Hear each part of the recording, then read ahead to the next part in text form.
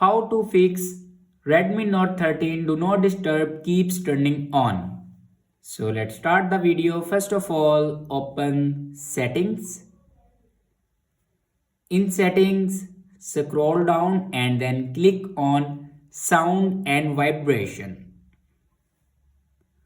After clicking on sound and vibration, then scroll down and here you can see the option Do Not Disturb.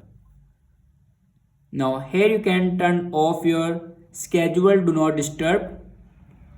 After turning off your schedule Do Not Disturb, then go back to the main page of your settings and then click on About Phone and click on Xiaomi Hyper OS.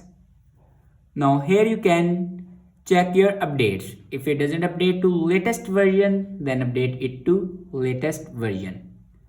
After that, go back and click on apps and then click on manage apps. Now on top right corner you can see these three dots. Now click on it and then click on other settings. Now click on reset app preferences and then click on reset apps.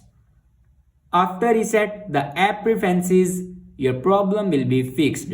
I hope this video is helpful for you. Thanks for watching.